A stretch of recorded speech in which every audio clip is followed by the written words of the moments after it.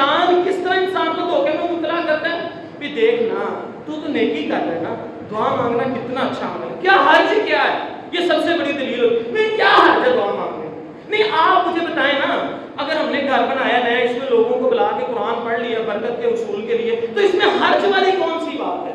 نہیں آپ بتائیں, اگر جنازہ جا رہا ہے ہم اس کے ساتھ ساتھ کلمہ شہادت اونچی آواز میں کہتے ہیں یہ کلمہ پڑھتے ہیں, اس میں حرج کیا ہے؟ نہیں ٹھیک ہے, اگر ہم جنازے کا فوراً بعد کھڑے ہو کے دعا مانگتے ہیں تو اس میں حرج کیا ہے؟ اچھا ختم دلوا لیتے ہیں 7واں 10واں 40واں کرتے ہیں, حرج کیا؟ قرآن ہی ہے نا.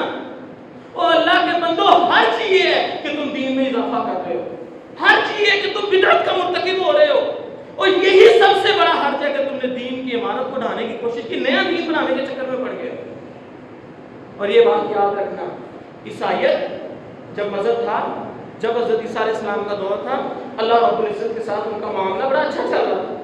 انہوں نے بھی اللہ کی رضا کو حاصل کرنے کے لیے وَرَحْبَانِيَّةً ابْتَدَعُوهَا مَا كَتَبْنَاهَا عَلَيْهِمْ إِلَّا ابْتِغَاءَ رِضْوَانِ اللَّهِ, عیسائیوں نے اپنے دین میں نئے اضافے کر لیے, رہبانیت کو ایجاد کر لیا, حالانکہ اللہ رب العزت نے ان کو حکم نہیں دیا تھا. کیوں کیا؟ إِلَّا ابْتِغَاءَ رِضْوَانِ اللَّهِ, اللہ کی رضا حاصل کرنے کے لیے.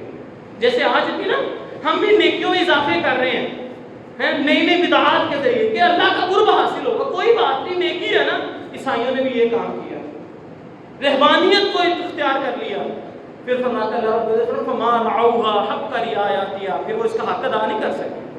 یہ بات یاد رکھو, یہ جو مشین ہے نا انسان کی, یہ اللہ نے بنائی ہے. اللہ کو سب سے بہتر پتہ ہے کہ اس مشین کی کیا کیا ریکوائرمنٹ ہے, کیا کیا ضروریات ہیں. جو ضروریات اس نے دی ہیں, جو ریکوائرمنٹ اس نے دی ہیں, وہی کافی ہیں. اگر آپ اس میں اضافہ کرو گے, آپ اس مشین کے ساتھ زیادتی کرو گے, یہ مشین اس کا حق ادا نہیں کر سکے. بظاہر وہ معاملہ آپ کو اچھا لگے گا لیکن وہ اچھا نہیں ہوگا. اللہ کے نبی صلی اللہ علیہ وسلم کے دور کے اندر بھی صحابہ اکرام رضوان اللہ مجمعین کا وہ جو واقعہ ہے, 3 صحابی ایک نے روزانہ روزہ رکھنے کی اور یہ وہ کام کرنے کی جو کوشش کی تھی, اللہ کے نبی صلی اللہ علیہ وسلم نے سختی سے روکا تھا. یہ بات اپنے ذہن میں اچھی طرح بٹھا لیں.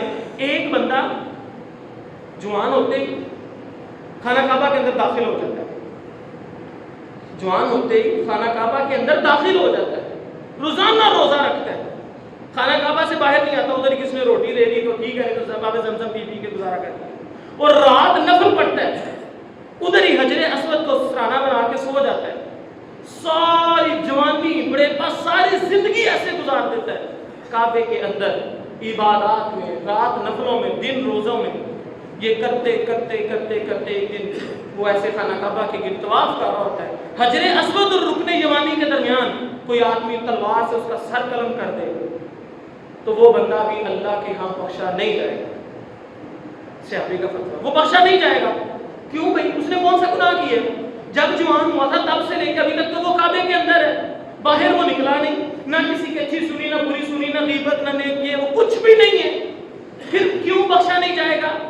صحابی بیان کرتے ہیں اس وجہ سے کہ اس نے جو زندگی گزارنے کا طریقہ اختیار کیا وہ رسول اللہ صلی اللہ علیہ وسلم والا نہیں.